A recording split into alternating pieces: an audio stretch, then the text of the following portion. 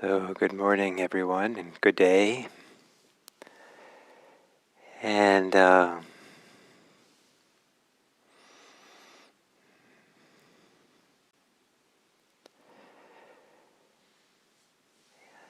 think most every time I sit down to meditate, I feel lucky. I feel fortunate to be able to enter into this very rich world of, maybe I can say, of health that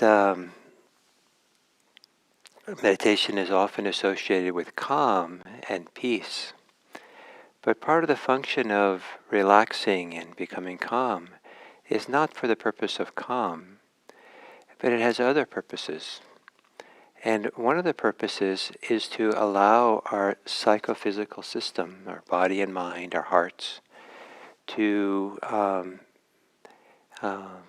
reorganize and to come into a kind of healthiness, a kind of wholeness, a kind of harmonious working when it's not being interfered with by our attachments, our fears, our projections, our fantasies, and to come to this very kind of a radical simplicity of mind, where we're learning to leave our system alone in a wise way. And what makes it wise is a number of things, but one is we really understand well how we interfere, how we get entangled, caught up. And it's a phenomenal process, because even if a person is physically sick and maybe even dying, there's a way in which to have learned how to get out of one's own way, there can be a radical feeling of healthiness, wholeness, or harmony that gathers together, that settles here, that is independent in a certain way of being sick or even dying. I've known people who have been phenomenally healed spiritually, psychologically, as they die, but they were not healed from the illness that they were dying with.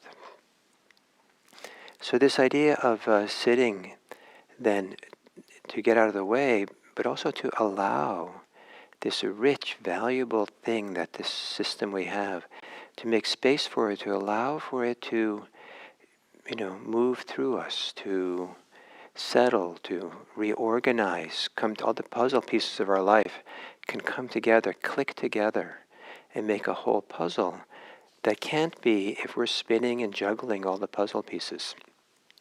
And so to stop spinning, stop juggling, stop running, stop pulling away, and just to be here and make room for this self-organizing, self-healing, self-whole-making, W-H-O-L-E, whole-making, that meditation can become. So to assume a upright meditation posture. And upright is very subjective. So each of you, even if you're laying down, to be there in a way that feels psychologically upright, like here I am. And sometimes before letting go of attachments and before relaxing, it's good to, when we sit down and assume the posture, to do so definitively, to do so in clearly inhabiting the space in which we're in, even if it's just the space that the body fills, as if we have a right to be here, as if there was a dignity and worthiness, self-respect, a definitive feeling of, yes, I am here, and it's okay to be here, without any movement of diminishing oneself, devaluing oneself. And to begin with this definitiveness here. And that can be done with this posture, taking an upright posture. And to begin a process of relaxing and harmonizing with yourself, you might begin by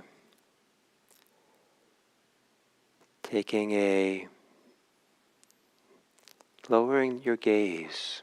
If you're looking at the screen, maybe no longer looking at the screen, but rather letting your eyes go down 45 degrees. So the gaze is soft, relaxed, maybe unfocused, with nothing in particular you're looking at.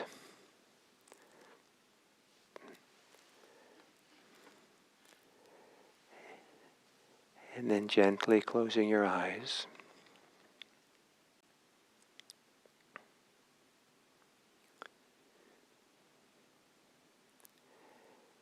And sometimes taking these 3 or 4 deeper breaths at the beginning can also be a kind of definitiveness that, yes, here I am, and it's appropriate I'm here, it's okay. This is my place to inhabit this life. No diminishment of our value. Breathing in deeply, and as you exhale, to let go into this kind of self-respect, definitiveness of being here.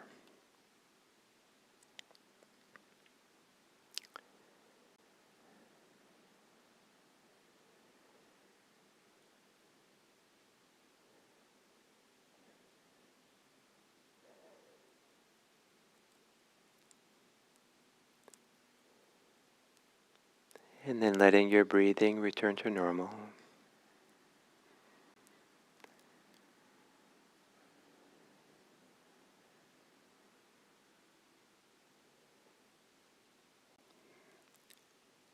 And as you exhale, relax your body. Not a giving up, but a settling into being completely here,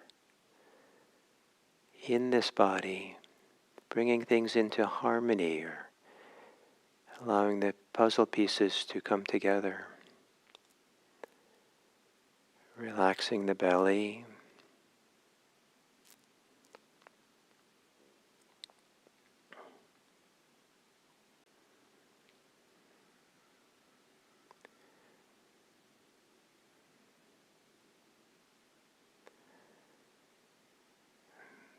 Relaxing the chest.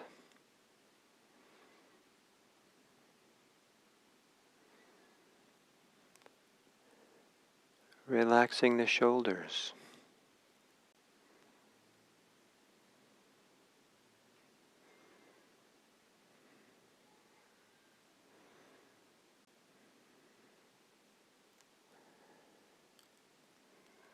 And as you exhale, softening the face.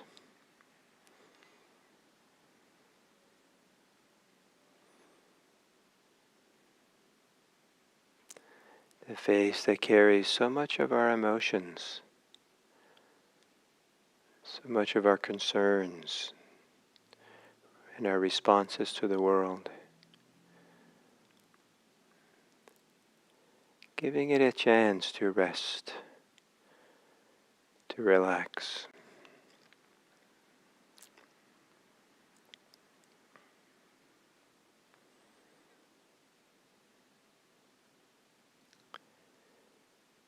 And then in the mind, relaxing any tension or pressure, contraction in the thinking muscle. that's associated with thinking.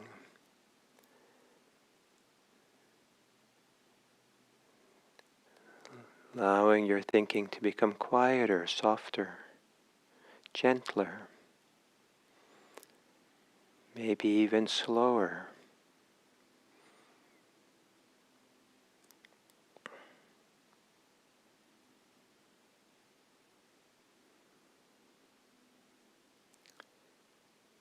And then to settle into the body breathing.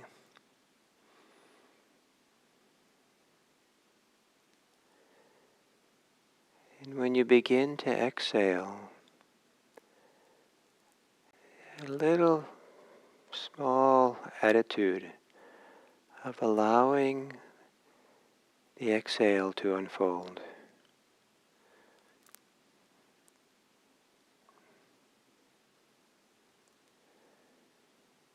As you inhale begins, allow it to appear.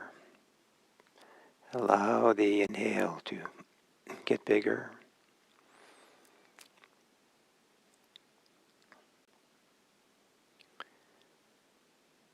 It is not so much that you are directing your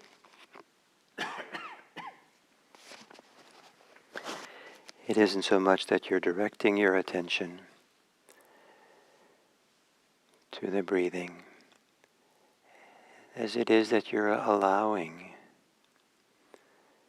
the breathing to arrive into awareness. You're allowing breathing to occur.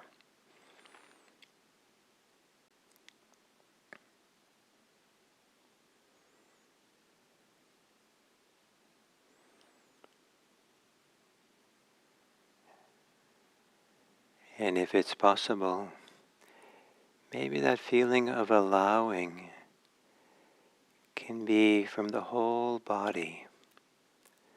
The whole body allows for the inhale and the exhale.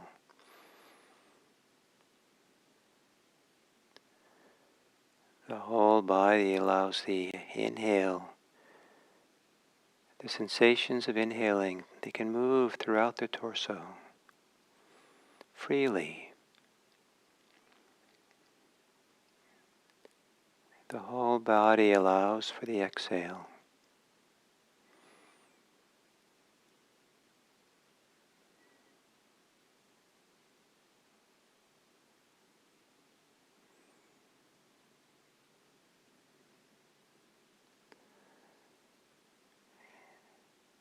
And staying connected to breathing, letting the breathing stay connected to you. In this generous, open allowing for whatever wants to reorganize or heal, come together.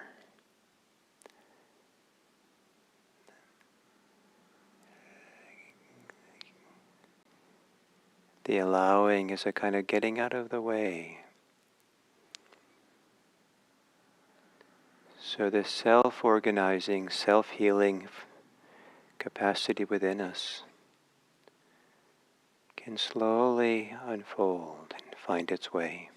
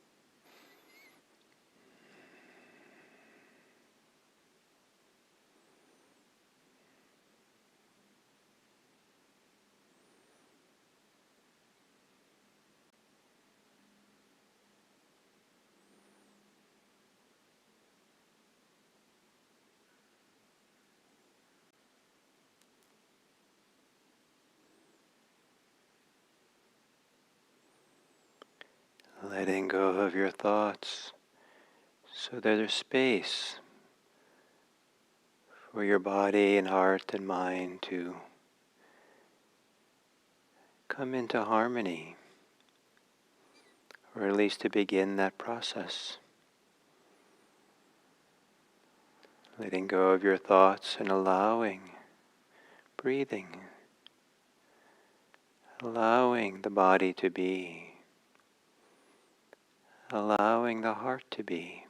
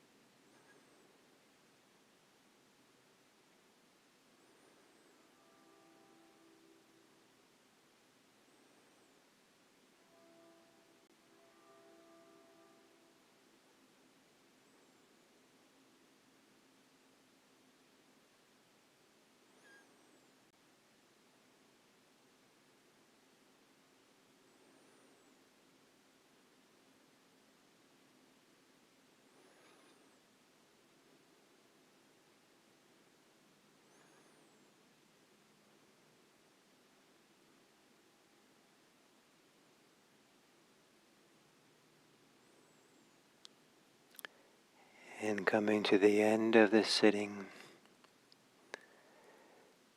to once again feel yourself here in this body definitively, without apology, without diminishing yourself, without puffing yourself up or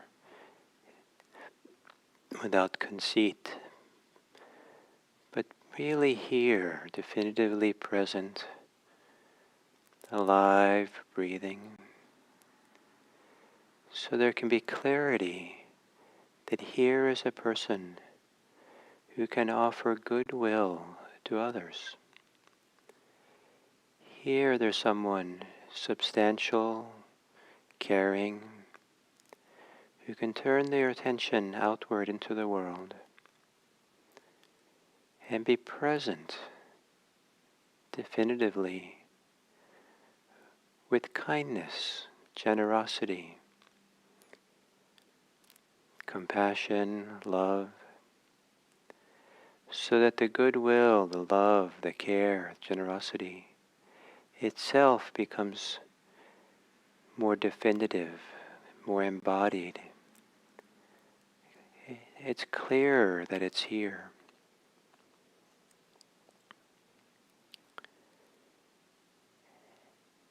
And to consider how, coming out of meditation, you might be able to meet the world with greater goodwill, greater friendliness. And for the people that you'll encounter in the next 24 hours, may you meet them with a generosity of heart, goodwill, spreading your goodwill out into the world.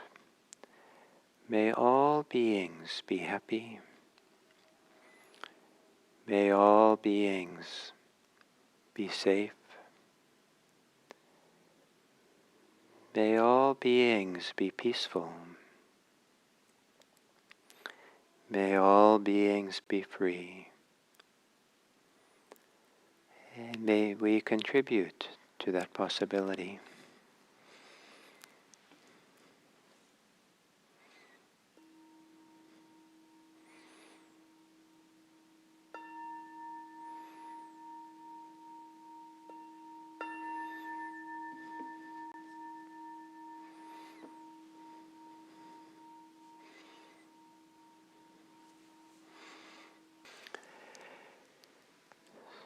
Continuing on the theme of breathing, mindfulness of breathing for this week.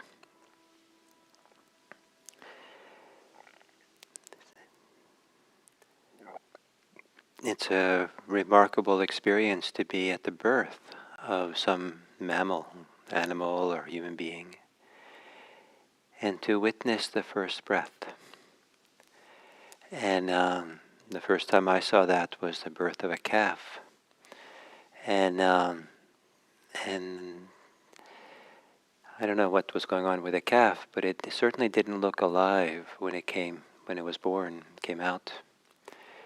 But at some point it took a breath, and the eyes opened, and there was life. And sometimes life is marked by the first breath, and marked by at the other end, marked by the last breath, the last exhale. And in between, we have a lifetime of breathing. But each breath is a kind of, in-breath is kind of a beginning. Each out-breath is kind of something comes to an end. And in that rhythm, there's a kind of renewal, there's a kind of rebirth that goes on. And one of the aspects of mindfulness of breathing is how this kind of rebirth, or this restoring that goes on. And the theme for today is restoring. And as people settle into meditation and settle into just being with the breath and are no longer scattered, distracted, preoccupied, no longer caught up in their whatever drama is going on in their life. Not to disrespect the drama, but no longer scattered by it or disconnected from it. But the whole psychophysical system begins to get organized, healed. The jigsaw puzzles come back together and get settled. There's a restoration of health, spiritual health, or kind of psychological health. That to call it psychological maybe implies a little bit too much just the mind, but it's very embodied, a sense of embodied health. And that can happen even when the parts of the body are sick. And it's a different kind of health than what we usually think of as physical health. And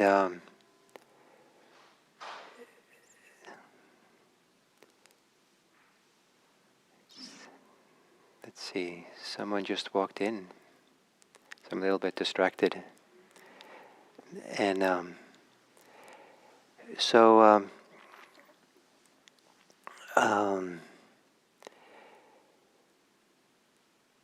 this physical health and this psychological health or spiritual health, and it can feel like this is what's healthy. This is what's normal. This is and when we settle into meditation, some people, and I've had this experience where this feels like the most healthy, appropriate, nice way of being. And whereas the ordinary daily life can feel, that's what feels extraordinary. That's what feels like an altered state compared to what's the healthy state, or it feels the really normal state, the healthy normal state. Oh, this is really what life can be about. And it's kind of like if you've been exhausted from working a lot, and you take a nap or sleep, and you wake up and you feel, I'm restored.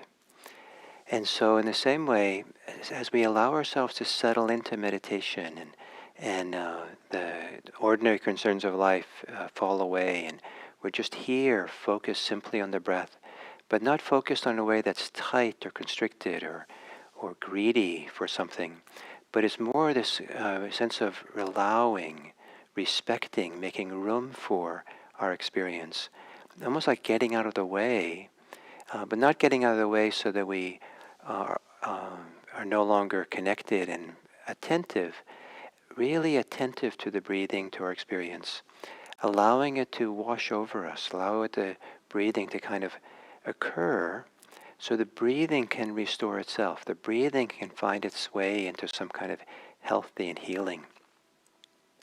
So that, and with the breathing, because the breathing is so interconnected to our emotions, our body, our thoughts, our psychology, our intentions, the whole phenomena of it, it feels like, it moves to health, it moves to wholeness, to harmony, to, and one of the wonderful feelings is to sense, now this is normal. This is what the ordinary is like. And stressful mind, what people are ordinarily living under, that's not the ordinary. That's the extraordinary. That's losing touch with the normal, the healthy. And so so there's a restoration that goes on. And that is not a restoration that is only about letting go of things, but it's also about allowing something to grow, allows something to cultivate, something to spread and develop and kind of be here for us. And I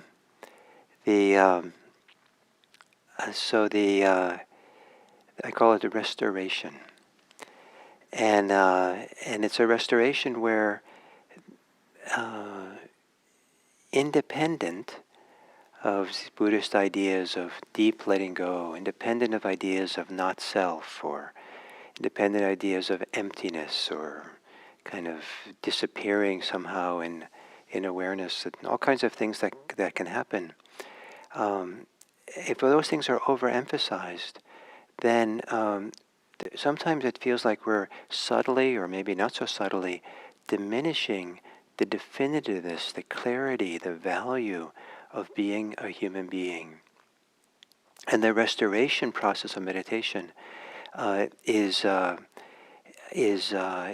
important part of this process, that we're allowing yourself to become whole, harmonious, allowing things to settle, to drop away, so that there can be this emerging of a kind of inner confidence and inner strength and inner definitiveness that feels like everything is in harmony and peaceful, in such a way that if there is conceit, if there is a diminishing ourselves or a kind of a denying part of ourselves, you can feel how that, the effect of that is stressful, is off, is not quite right, because it's a loss of the harmony, it's fragmenting again. And so we can't get too caught up in, we can't have conceit, but we also can't have devaluing. There's a kind of a embodied restoration of wholeness that can happen. And maybe this language I'm using is too strong, it implies maybe it has to have kind of, you know, some strong way of being. It's kind of gentle also. It's kind of sneaks up on us. It's not something you can force or insist on or spend a lot of time looking for. But as we just stay with the breath and let go of our thoughts, let go of the ways we diminish ourselves or fragment ourselves, and just settle in and allow the breath to breathe itself. Allow the breath to breathe through the body. Allow the body to breathe. Allow the whole experience, everything to come into awareness. You might find that there's a shift and a settling and a movement towards healing and wholeness and fullness that happens. And to start getting a sense of that can give a lot of confidence that a lot of confidence in the value of not prioritizing our neurosis, not prioritizing our suffering, not prioritizing our challenges and our difficulties. And saying it that way, not prioritizing it, that it's not meant to deny that these things exist or to push them away or say that they're not worthy of attention. They are worthy of the whole. They are worthy of being recognized. But there's a strong tendency to over-prioritize those, to limit ourselves and to narrow our life to our neurosis, to our fears, to our to our suffering, our challenges. And this process of just settling into breathing, being with the breath, kind of begins to shift those priorities so that something can restore, something can reemerge, something can become whole. So hope that made sense. So Monday was relax, Tuesday was recognition, yesterday was respect, today is restore, and tomorrow will be release.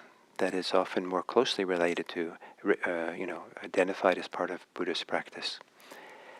And but all the first four processes set the stage for kind of a healthy release. And then that's the topic for tomorrow. So thank you all very much, and I look forward to meeting tomorrow.